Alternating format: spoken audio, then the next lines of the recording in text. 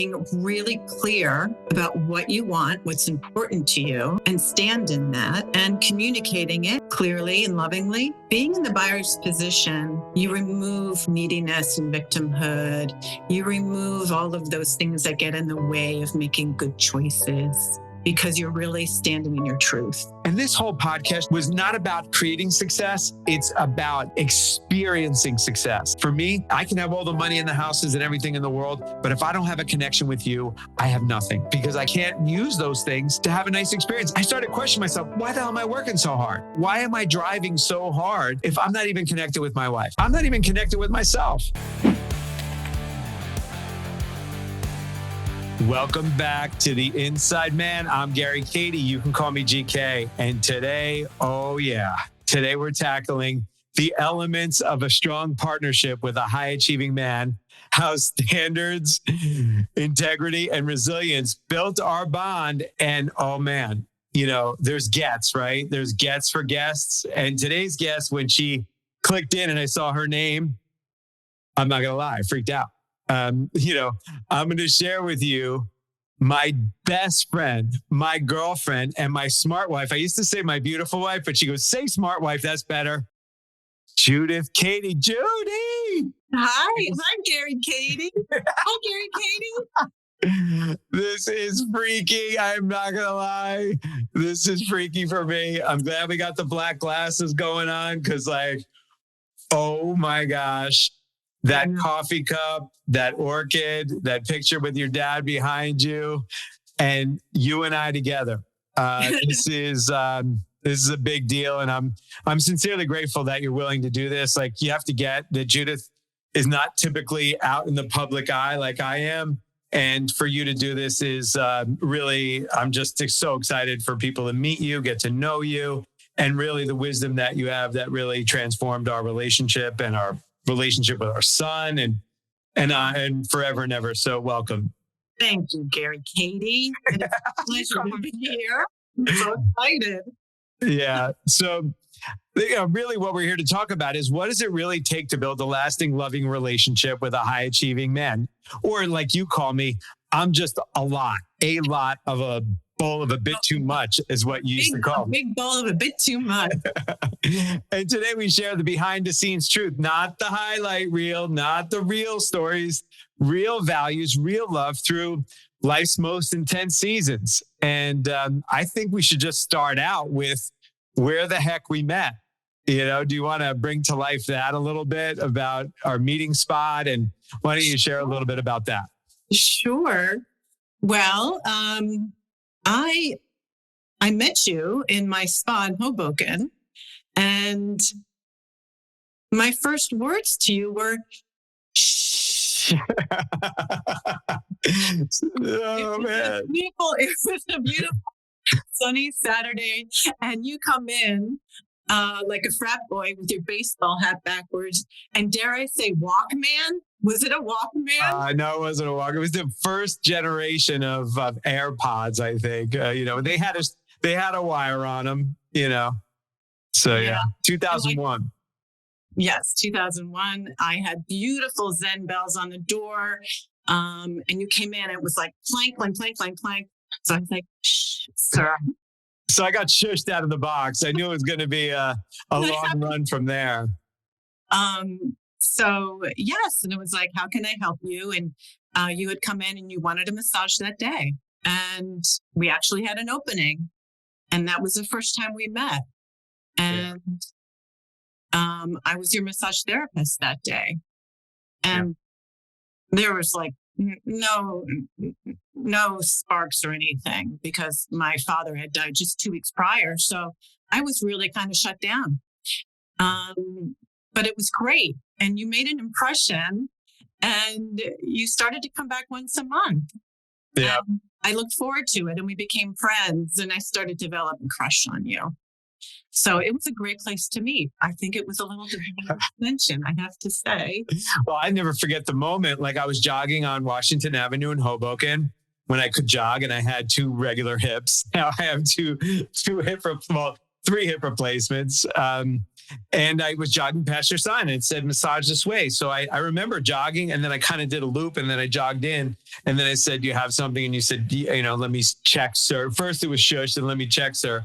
But like there was something about the space that you created in your spa that really attracted me to like the whole experience. And I didn't look at you as like my wife or my girlfriend or anything like that. It was just like, wow, I love entrepreneurial women. And I remember the quote you had at your desk. It said, "Be the change you wish to see in the world." And I'm like, wow, okay, this is a little deeper spot. We got like, really good vibes. You're whispering. So I just had my massage, and I'll never forget that. I was really connected to everything you created in your spa. Like, tell me a little bit about like how you thought about your spa a little bit. And, let's dive into that a little bit. Like what I wanted it to be a really calming space. I had worked in many spas prior, and I knew what I wanted and didn't want. And the music was really important. The aromatherapy was really important. The interior design, natural elements. We had a beautiful little courtyard with flowers and birds tweeting all day long. So it was I loved it. I just loved that space. Yeah. And I was like, what I was attracted to was like the calming, soulful energy for like a crazy, high vibrating, high achieving guy that was just jacked up all the time. And it was like, it really calmed my soul. So I kept coming back. And then, 9/11 happened. And, that was a really trying time in Hoboken when we knew a lot of people who passed. And I remember calling your spa and you were crying, and you were moved. And I said, "Are you okay?" And you remember that call? Yeah. I'm going to cry now. So yes, I remember that call. I had just hung up the phone. Yeah. Finding out about somebody. I hung up the phone rang, and it was you. Yeah. And I immediately went into, and it was the first time I learned about being something before I have a document that declares it. Like, I felt like I was your partner. I was like, oh my gosh, is there anything I could do? Is there anything I could do to support you on? I remember like, you were like, no, but like this really trying time. And I felt like I needed to get a massage because I was so stressed out. And I remember sending you flowers just because like, that's what I felt a partner should do. And it was really powerful to be your partner before we even dated, before anything. It was like, I learned the power of connection and beingness, not like doing things. Yes, I sent you flowers, but like that was out of my love and respect for you.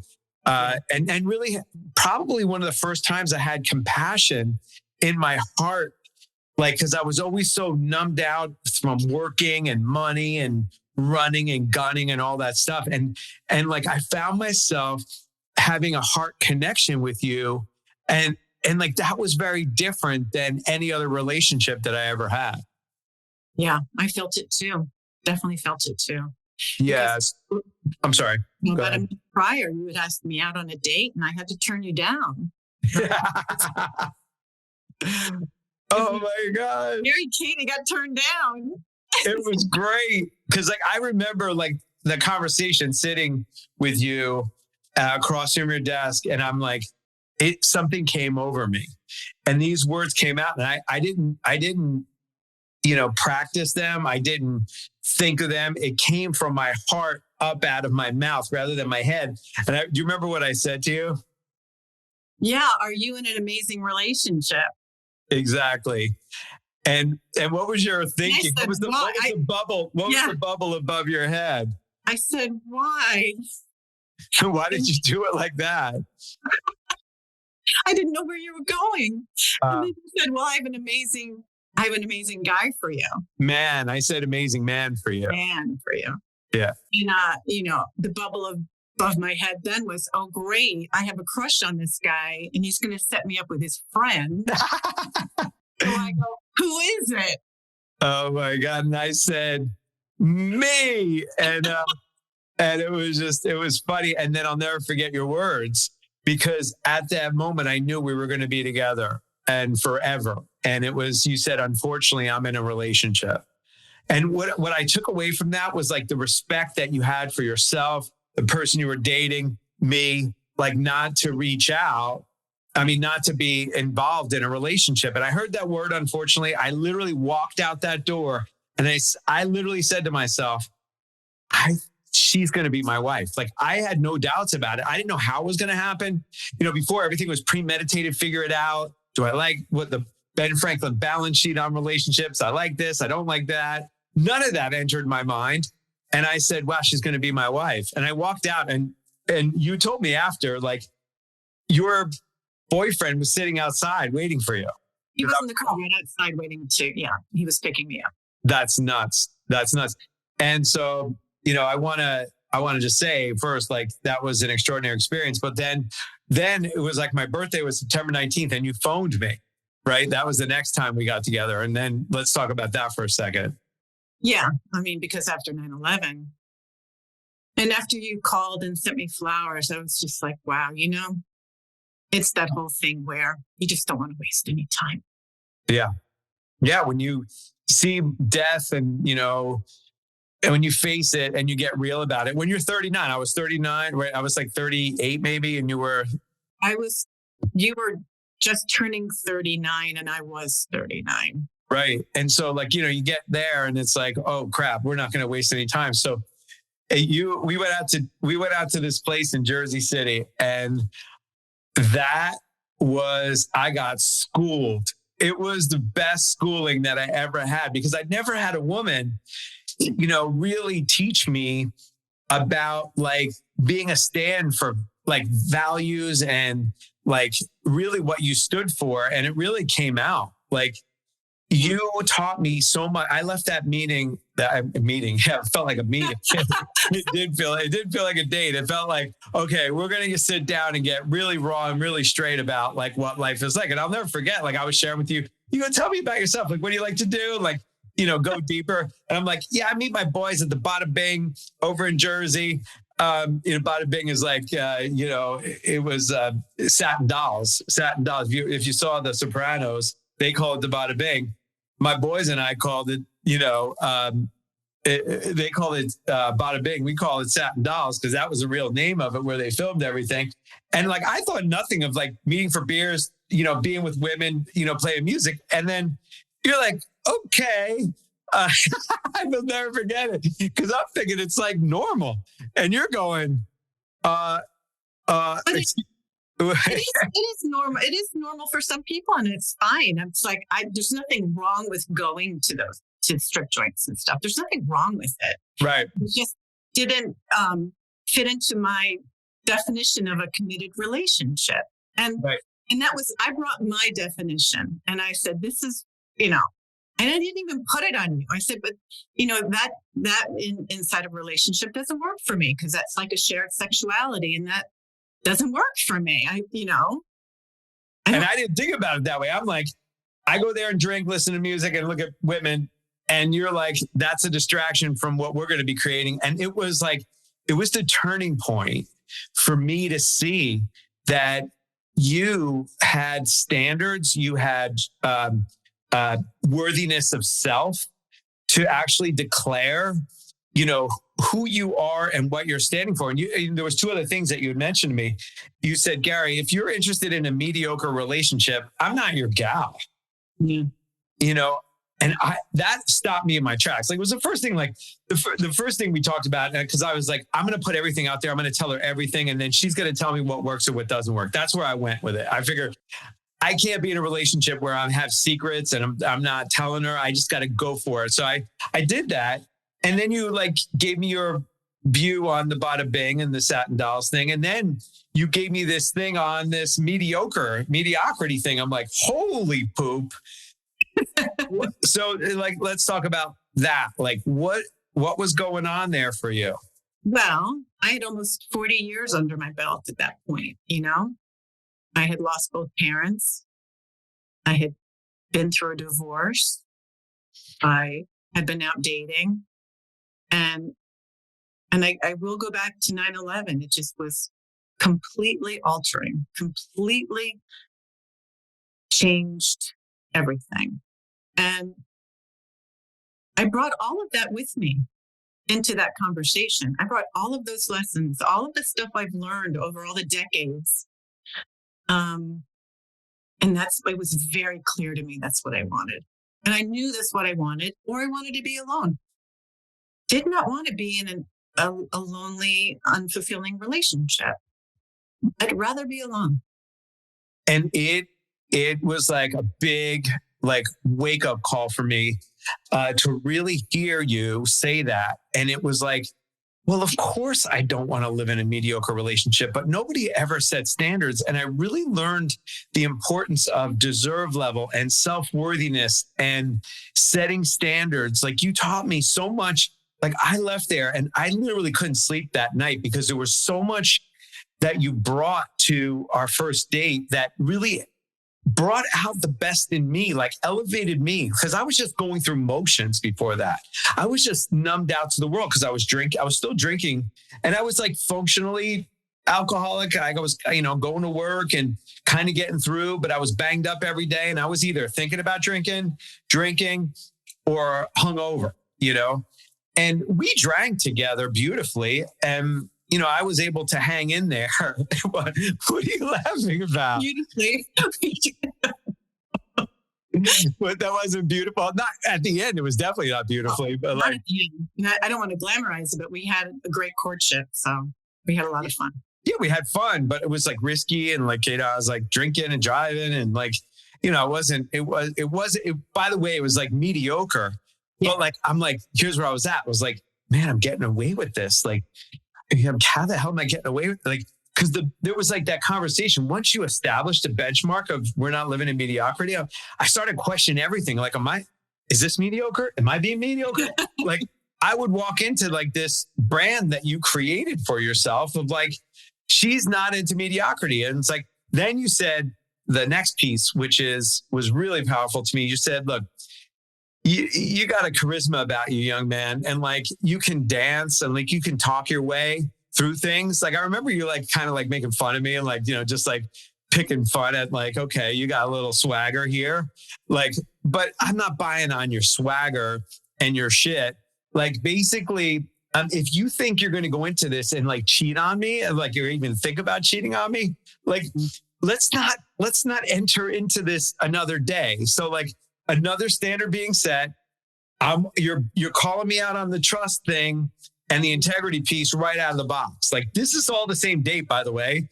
That you're going on and on about this, and I'm sitting there riveted, going, "Holy crap, this is insane." What was going on for you? I remember telling you, if there's ever a desire to go outside the relationship, just tell me. Go. Just tell me and go. Right. It's like I just had no tolerance and acceptance of anything outside the relationship. I want to be clear that it's not about jealousy. It's about just integrity and honesty and trust. And, because I'm really not a jealous person, but I'm very clear about how I want a relationship to go. Yeah. And I remember telling you, because you ended your relationship before you asked me out on that date, right? Yep. I didn't. I was like, yeah, I want to go. And I was in a relationship. So there you go. Right there. How about that? How about them apples? Like, I forgot about that. I needed a little runway to get caught up to your like level of participation and level of standard and integrity and all that stuff. It wasn't like, I had an agreement with the guy I was dating that I could date other people because I was like not committing to that. Cause I was like, I was just trying to find the one, and clearly she wasn't. And I remember telling you, I go, oh man, I'm going to Napa, and I'll never forget it. I go, I'm going to a wine festival or some crap. And what happened there? You had a vacation plan. Like a week after our date, you're like, I got to tell you something. Oh crap, I got to tell you something. I have this vacation planned. I'm like, oh, yes. And we're going to Napa. I'm like, oh, okay. And you're like, what should I do? I go, you should go. You should absolutely go. I am in no position to tell you not to. And I think you should go. Go have fun. Don't call me Call me when you get back. I don't want to hear from you on your vacation. Call me when you get back. And honestly, though, that's another example. I'm not jealous. I'm just like, just go do that. I'm in no position to tell you not to go. And that for me was the final nail in the marriage coffin. Because I'm like, okay, she's detached. She doesn't need me. That was the other thing that was really powerful for a high achieving man. Like I would enter into needy relationships because I wanted to be in control. And I would have enablers to like perpetuate this. And meanwhile, I would get bored or distracted or like some BS. And I was like, okay, this is it, because who you were being was like, you had worthiness of self. So you knew who you were. You were detached, whether I came or not.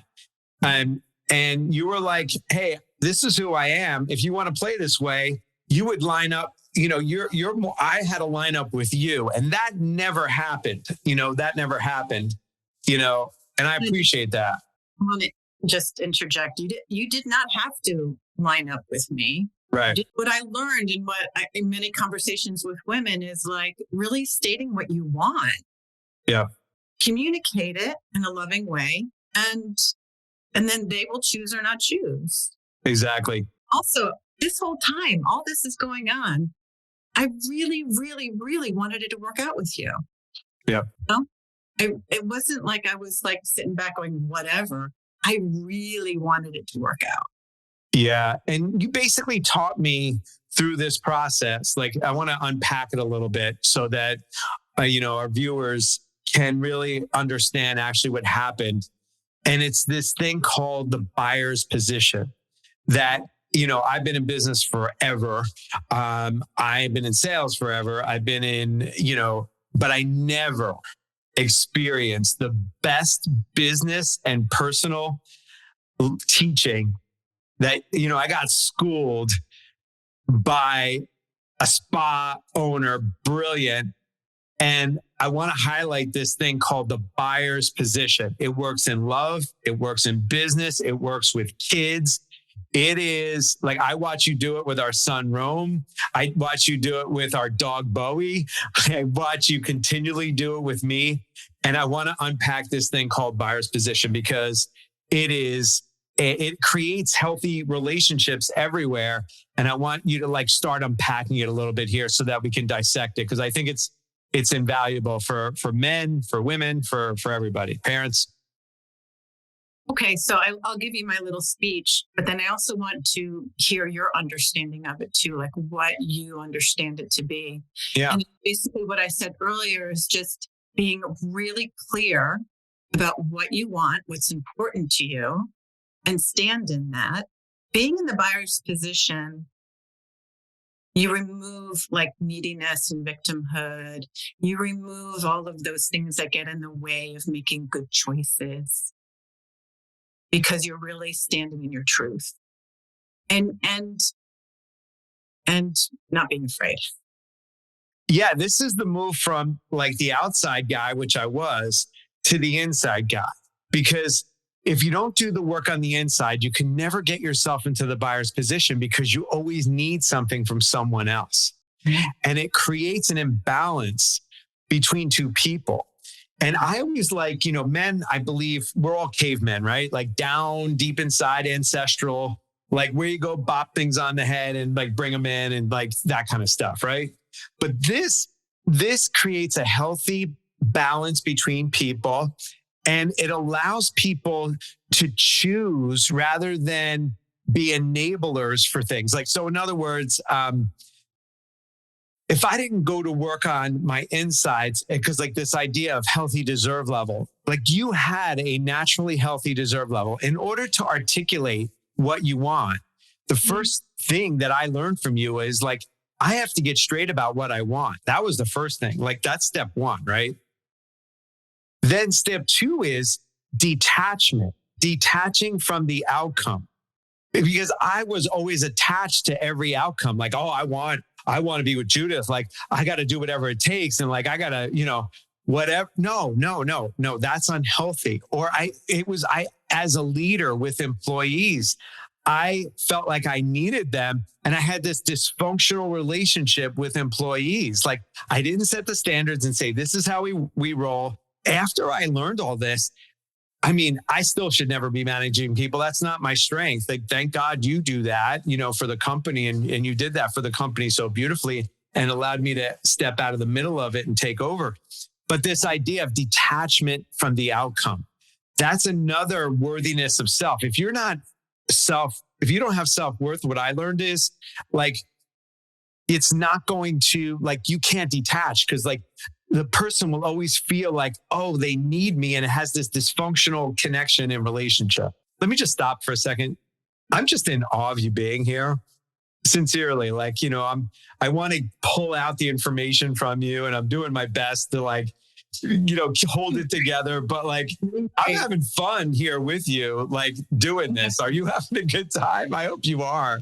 I am. I'm having a lot of fun. Yeah.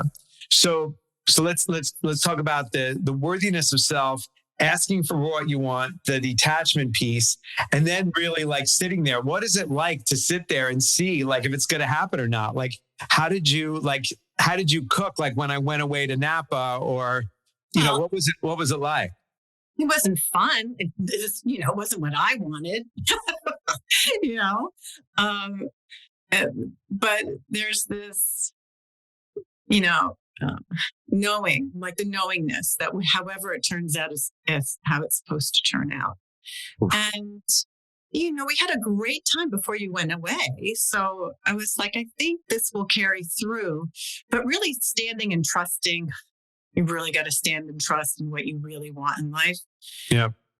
Again, there's compromises. There's places where, we do have our compromise. And then there's places we don't. And this was, the area that I just didn't. Yeah. And for me, like I was talking about caveman earlier, men want interdependent women. This is what I've learned. Interdependent. They want them to be independent and like stand for themselves and have their own space. But then when we come together, we're better together. Right. Yeah. So like a level of interdependency.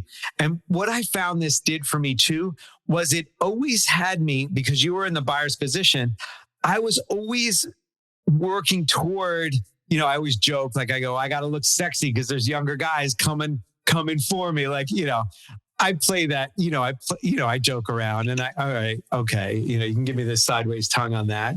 But like, it like men like a woman who's independent and interdependent simultaneously, or like healthy codependency. And this buyer position I found kept me always striving to like, be with you. Like there was this always natural, I can't wait to be with Judith today. I can't like, yes, we've had our arguments. Yes, we've had our times, and we're going to talk about that next when circumstances hit. But like, it always created a healthy chase for me to always want to be with you.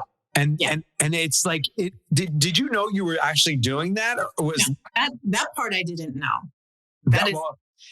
That is huge because it really does. It really creates a natural, like, oh man, like what's next? What's next? What's next? This interesting thing of like, what's the next buyer's position that you're going to be in? And like in the journeys of things, or like whether you're like wanting to take on tennis or like we work out together, or like there's always like, curiosity and interesting adventure when you're in the buyer's position. And that created a naturally healthy, striving for me to like always connect with you and be interested and be curious. Yeah. And now that you say that, it infuses a level of fun and joy that's probably where it's originating from. I didn't even know that. Yeah. And it was really like something that like, we just celebrated 22 years together.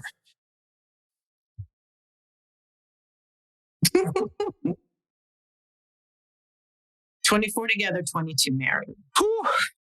We met on April 27th.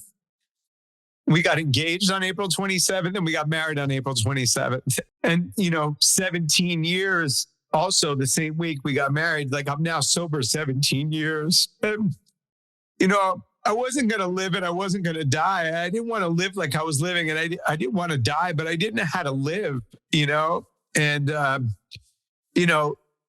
we're talking about how we met and then, being in the buyer's position. And I'm just moved here because you're also my hero too, Jude, because, you made a call.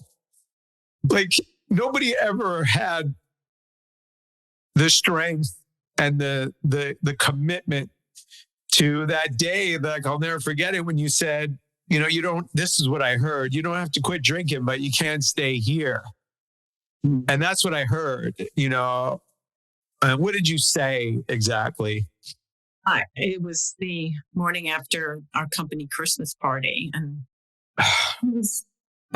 for me, it was a complete train wreck. It was a mess. And the following morning, I just threw up the shades, brought the sunlight in, stood over you. You were still in bed, hungover. And I go, I'm never doing that again. I'm never going to put myself in that position again. It's never going to happen for me again. Yeah. And that's called the bottom. I hit my bottom that day, the night before. And I actually really orchestrated the whole thing. Like I got everybody cars to get home because I knew I was going to get drunk. And I had martinis and I had my own bottle of wine. And business was my expression of like who I am. And, we had a rough year, and it was only because I was creating the rough year. Like, because I didn't want to deal with life the way I was dealing with it. I knew that I drank too much and I couldn't handle my drinking. I didn't know how to live any other way without it. And so I just crashed everything. So for those of you like wondering what happened that evening, so we go to Bloom in Scottsdale. We have a private room. It's like magnificent restaurant, wine flights everywhere. And I walk up and I walk into the room and I go, this was the effing worst year of my life. You guys suck. It was horrible. Now, Judith this was supposed to be an inspirational conversation, year-end gratitude for people who dedicate their life to a business. And she doesn't have long nails, but she had nails, and I felt them lock into my quad. And I have my quads are sensitive. They're tight. So she drills in and she's twisting my quad, and I feel it twisting, and I don't give a crap. I'm just spewing anger, just unfiltered anger at people. And it was like mic drop, silence, horrible experience. I'm like, what are we going to do about it? Just go, whatever. And that was it. And we went home. Well, and I was sitting there going, I shaved my legs for this. Oh my God. Is that like a woman's term? I shaved my legs for this. Ladies know what that means. We use it joyfully. All right. I came out for this. Yeah. And you didn't know I was going to do that, but I had no idea. No, I knew I was angry, and I knew here's the psyche, or the way our psyche works about creating bottoms. We manifest stuff that creates pain so we can get a solution, because we don't know how to solve that problem. I didn't know how to solve the problem of alcoholism, and I wasn't going to AA because then I would be a failure. I would give up. I tried everything not to go to get help. Right. I was not going to ask for help. That's what we do. High achieving men, we have to have all the answers. We have to have all, we have to know. We have to fix problems. We have to get shit done. And it was my form of surrender, and I give up. I can't, I'm sick and tired of being sick and tired. And I'm just going to blow up the place.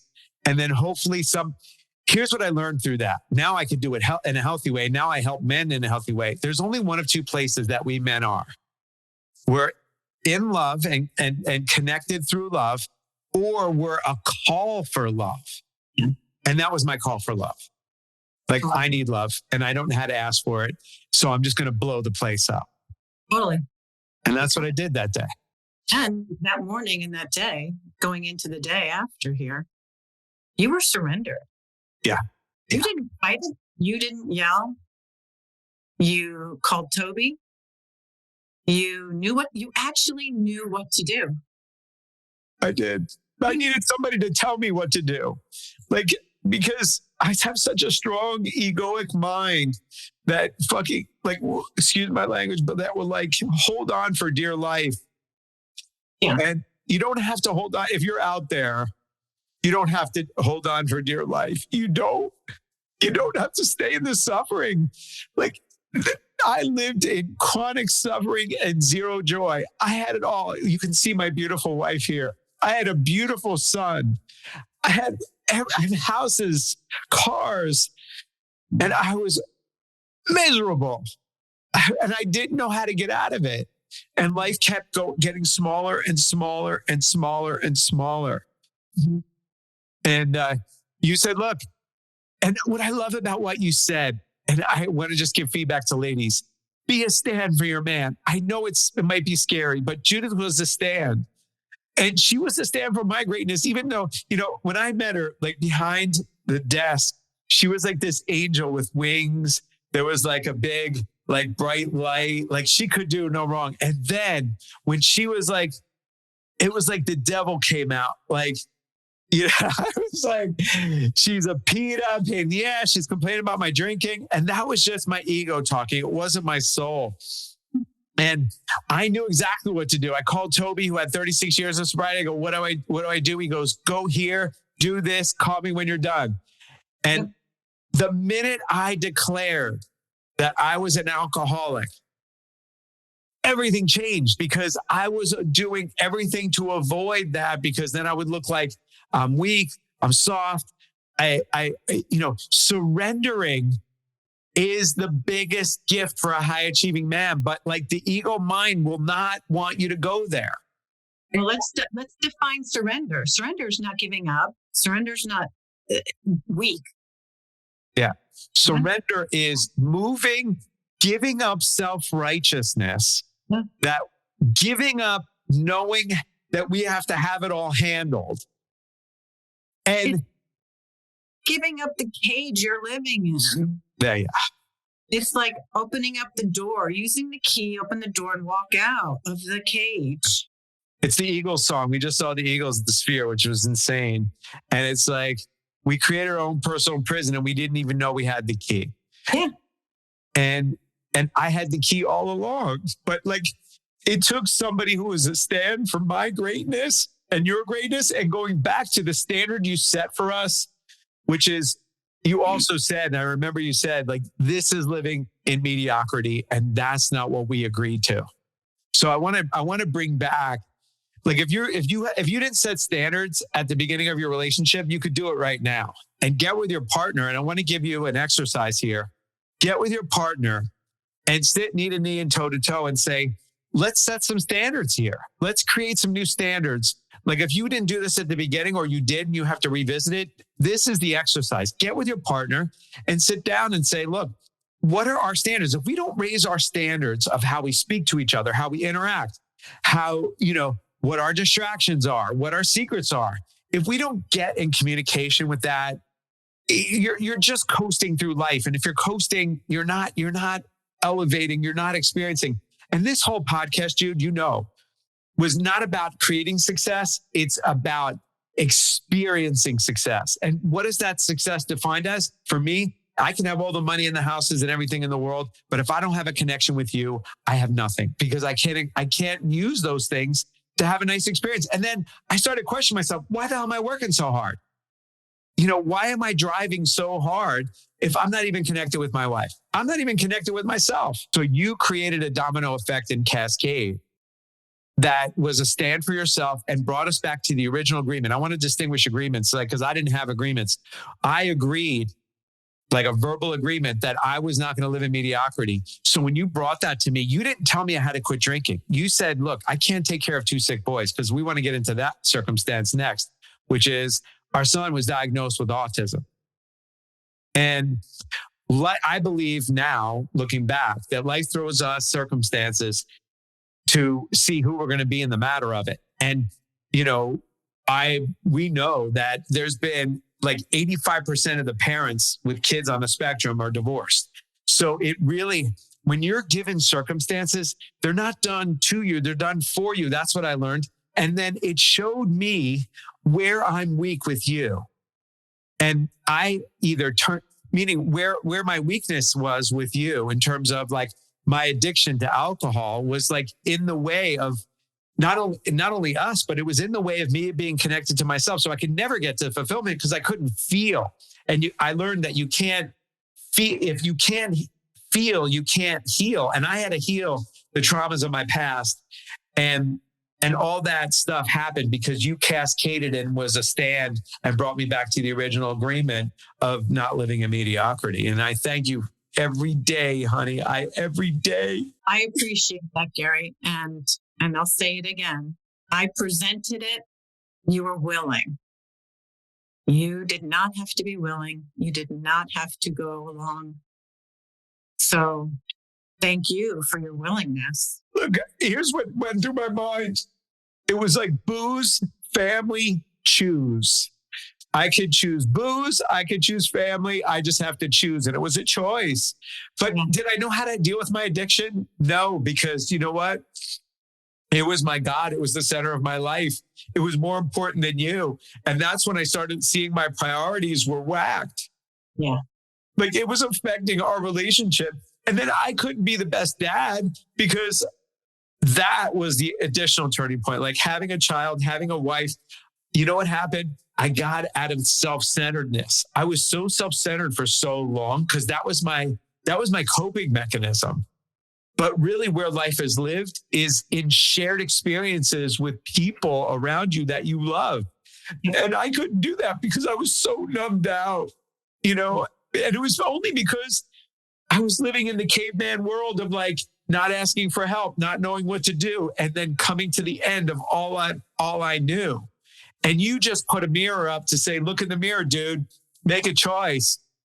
And I'm so grateful for that power because, if you nagged me, I'd be like, oh, she's nagging me. It's like, and I heard it as a nag, by the way, when we went down all those things, like we put in agreements, like you go like, we can only drink one glass of wine at dinner. I had a drink with you. Like I started putting all these agreements in that when you're an addict, you can't keep in place. And I'll never forget the call that I went back and I broke my agreement. I was out of integrity with you when I was in Boston, flying to England for an event that I was delivering. And I took one drink of alcohol at dinner, and it was a broken agreement with you. And you asked me, you said, did you drink? Because I was slurring my words, one glass of wine. And integrity is all about like doing what you do when nobody's looking. And I wasn't going to lie to you, but I broke the agreement. And I wasn't, because I was an addict, I wasn't going to bring it up. It was going to be like a silent, integrity breach. And you're like, did you drink? And I was like, I was never going to lie to you because like that was a standard you also set.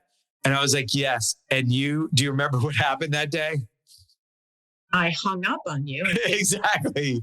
Don't call me. I knew you were getting on a flight to London. I said, you go to London. Do not call me. I don't want to hear from you. Yeah. And that's when I knew the gig was up because like, I think I did some R&D here. I'm like, let me test the system because I do a little testing. I have this, like, I like to press against every wall that there is. And I tested it. I was like, okay, I don't know if I'm going to have a wife. And you know what the loneliest feeling is on that transatlantic flight? And I'll never forget it. I was like, somehow I had a book. It was before like, felt like that there was like places to go. And I remember landing and I was at Piccadilly Circus and I'm crying to these two Brits going, I'm going to lose my wife, my son, my whole life. And they were like, they took me to Starbucks and we had a tea at Piccadilly Circus, right? I'm sitting there and the next day I have like an event of like 1,000 people I'm speaking at and I'm a wreck. And they go, it's going to be okay. You just have to, not drink one day at a time and then just follow this process that we created. Like, this is the way you do it. And I go, okay, I'm going to do it. And then when I make a choice, that's one thing. I'm deliberate. I started taking their direction and I started surrendering really deeply. And I forgot how we got back together. Like, I don't remember, but like, you were like, I'm not putting up with this. And it was the best thing ever. Yeah. Thank you for that, Gare. Thank you for doing that. And thank you for doing the work. We would not be here. We wouldn't be here if you didn't. I couldn't imagine a life without you. And like with somebody that I could share experiences with and like go through stuff, which is really brings me to the next thing. So, circumstances hit, navigating alcoholism, workaholism. And really what I want to talk about is autism here. Because our son, I'll never forget the day we were at Central Phoenix and we went to a clinical psychologist and we knew things weren't good. And you were like, we're going to see this doctor. And we went to that doctor. Remember that day we went to see that doctor? What that was like? What was that like for you? He was actually a developmental pediatrician.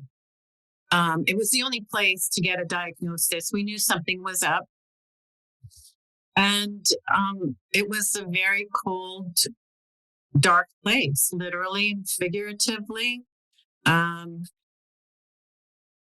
Ultimately, he told us what we already knew, but it was really traumatic.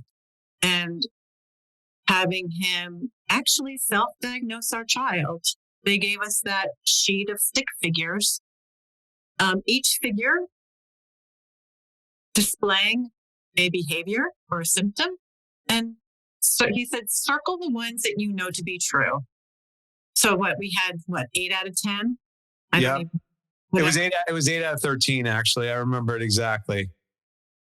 There's something about when somebody calls balls and strikes. Like, okay, your son is right.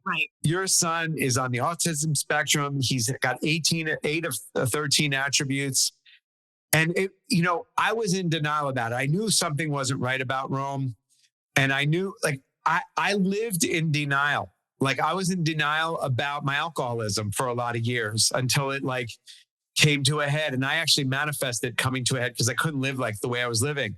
And then I remember, you were like, I got to get this kid healthy. And we got to find out what's going on. And you were doing your research and you're a warrior mom.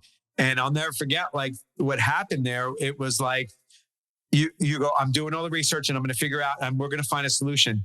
And I'll never forget the emptiness as your Porsche Cayenne drove away and you had Rome in the back seat and I was standing there alone and I was watching you go north on Central Avenue in Phoenix. And I'm like, I don't know what's going to happen. I don't know what to do right now. But this is the most emptiest feeling I've ever had. And back in the day, there wasn't a lot of information out about it. And I'll never forget you saying to me, you go, Gary, I can't take care of 2 unhealthy boys. I'm going to New York. And meanwhile, so you have to picture this. We live in Carefree, Arizona. It's the great real estate crash. You can't sell a house. So we had this house. I had a 5-year lease and 10 employees in a space on Raintree in North Scottsdale. And you're going, I found a school for our son. There's no services here. And meanwhile, I'm in the middle of getting sober, right in the middle of it. Everything's crashing at the same time. Yeah. And you go, I'm moving in 4 weeks. I'm moving with Rome. If you don't have to quit drinking, but I'm not taking 2 sick boys with me. I need a partner that's going to help me through this because we have work to do. And I'm like, oh shit. As a business person, I'm like, how do I maneuver? And this was way before working remote and running a company remotely. Oh, wait, this is 08 at this point. Yeah. So I'm sitting there going, how the heck am I going to do this? Now, I did learn a lesson there and I want to share it. When the purpose is high enough, you create money, you create space, you create time when the purpose is high enough. But when I was sitting there just newly getting sober, probably having withdrawals still from alcohol, and your wife saying we're moving, and by the way, we're moving to the most expensive city in the world. Oh, and by the way, these schools are $80,000 a year. So I'm like, okay, great. And I knew there was nothing more important than taking care of my wife and my son at that point. And I didn't know who to be, how to be. And it was nuts. It was a crazy time for me. And thank you for that. And sometimes things need to get a little chaotic before they flatten out, right? When you're a stand for something greater than yourself. Yes. And that was the beginning of learning how to be a stand greater than myself and having compassion and having I had to turn inside because the outside stuff doesn't work anymore. The outside man of trying to rearrange my outsides no longer worked. And I had to look on the inside and go to work there. So yeah, sometimes we're forced to do that. That's why I created this podcast. So you don't have to be forced to do that under dire circumstances. You can actually get this thing working without it, and then be the dad, be the husband, be the entrepreneur, be the leader of your community, in your church, and all those things. That's what's possible here. So yeah, we moved to New York. Yes, we did. It was the only place to get him the education and the therapies and the treatments he needed. I did a lot of research, and all arrows pointed to New York City, and it was the best thing we ever did. Yeah. And you started taking on things. I'll never forget. You had me sit down in front of the TV and we looked on the DVR, and it was Larry King and Jenny McCarthy was on with her doctor and her son. And that was the first power of example. That's where I really learned, she was a power of example of warrior mom. And she, because of her access, found ways to solve the problem. And at the time, there was no major solutions to the problem, and you found it, And that's what I learned about this idea of being a power of example. I have to show men by living my life out here and show men what's possible and how to live it. Cause we don't have, my dad wasn't a power of example. He did the best he could. I tried to find powers of example, and I found a bunch of coaches, which, everybody's going to meet here. But that idea of being a power of example and Jenny McCarthy, and then you call her up and then get in contact with her doctor. And now we're on this path that was a life-changing path for you, me, and our son, Rome. Yes. That's the abbreviated version, but yes, it's basically what happened. But, you can dig deeper, because I want to highlight here for our viewers, no matter how low you go, no matter how deep the pain, no matter how big the problem, there's always a solution if you're looking for the solution. Yeah.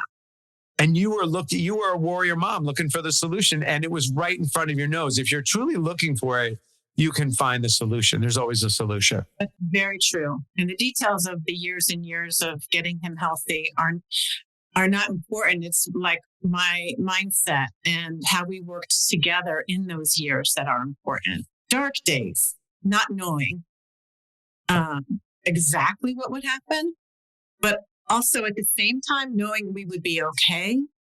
Yeah.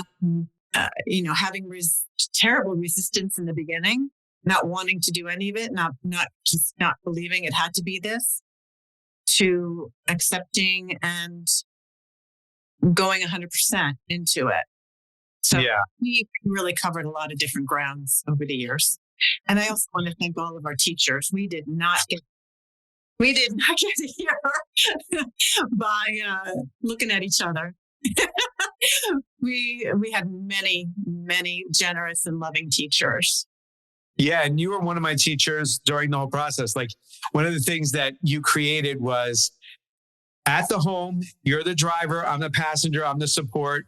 At work, I'm the driver, you're the passenger and the support. I think that's really another distinction that really came out of that was really healthy. So when when you said, hey, we're doing this, I was like, okay, we're doing it. I'll find the money, I'll find this, I'll find the time, I'll find whatever, and we're just going to do it. And so I trusted you, you researched and you led that, and I led the business, and we divided and conquered. And being in a strong partnership with a high-performing man isn't about perfection. It's about clarity, consistency, choosing each other over and over again, because we had arguments. It was trying times. It really, we came to, we're both strong people, and we both came. It's really interesting how being able to surrender, being able to give up being right, I'm trusting a process. I remember one time you said to me, and this is another distinction that I want to highlight here. You said Rome is diagnosed with autism. He's not autistic. So I want to distinguish that when you gave that gift to me, because you used to read like, go read Goodnight Moon to him. He's in there. Go read to him. And I would read every night. He'd be flapping his arms. He'd be looking at lights. He'd be looking at fans. He would be toe walking. He would be like, what is it called when he makes that circle with his mouth? What was that called? Oh, well, that's just a form of stimming, but it's like a fish mouth. A fish mouth stimming. And he didn't even know I was his dad and all this stuff. And I kept reading Goodnight Moon, Goodnight Moon, Goodnight Moon, Goodnight Moon. And I'll never forget the moment that all the work showed up, because we were driving and there was a big harvest moon over the mountains. And all of a sudden you and I are coming home from dinner and we just heard the word moon, moon. And it was the first word that Rome said. And he was speech delayed. He was like, what, 4 or 5? Like he was behind in everything, right? He was like nonverbal for a long time. Yeah, he was speech delayed. And then when he started speaking, it was severe verbal apraxia. It was a long time before he was able to communicate. It was a long time. So like one word gave hope for it's possible to keep going. And, we had a lot of those like moments, those God moments of like, okay, keep going. He's in there, keep working. And he did all the work, and I'm just like, I sit here right now and I'm just moved to tears because all the way back at that spa, like you saw something in me that I couldn't see in myself at the time. And you set standards for integrity and for mediocrity and greatness. And then life started to unfold and you never wavered from that. And you were always the ground, the rock solid harbor of like consistency through those things. And today, I can't help but like sit here and think that we have a 20-year-old boy who's off the autism spectrum, who's using his voice to do what he loves to do. And he's being a sports broadcaster at Arizona State Walter Cronkite School. And he has a 3.8 grade point average. And, he still has his stuff and he's still going to work. But like that outcome was not possible when we were in the throes of things. And somebody had to step up and you stepped up. And I'm so grateful for that, honey. Like sincerely grateful because, now I'm 17 years sober. I sold my company way beyond money that I could ever spend in a lifetime. And I'm a street kid from Jersey, just a street kid who got beat by his dad mentally and physically and cleaned that up and like handheld my dad to heaven. And you and I travel around the world and live this like magical life. And now I get to do this podcast and you're on it. And like, it's just mind blowing to me, like, thank you, Gary. Sincerely, like, I'm so glad publicly I get to acknowledge you now for the amazing human being that you are and a great partner that you are. And like, I get to be me and around you. And like, you also call me out, make fun of me and everything, like, I love that you make fun of me, and now like you're here and you're sharing your greatness and people get to see you because, throughout that whole company, when I owned the company for so many years, like everybody wondered if I was ever even married to a woman. They were questioning that because you never came out. Like you never participated. And like, here we are in our 60s now. And you're sharing your wisdom. And I'm so glad people get to hear it because you're a gift. Thank you, honey. Thank you. That is so beautiful. I will take. Thank you. Yeah. So, we're going to end here because I think we can go on and on forever. And will you come back on again? Love to. I would love it. That'd be awesome. Because I think there's, a lot of women out there that want to know how to deal with high achieving men and don't really know how. and you kind of codified a way of like how to deal with it, and in a powerful way where it ends up where, I get to be sober. I get to have a kid who's healthy and thriving in the world. I get to have a sexy, beautiful wife who I can't wait to see and wake up to and give a hug to every day, and it keeps coming. Like people have to know, like, we did the work. We keep doing the work.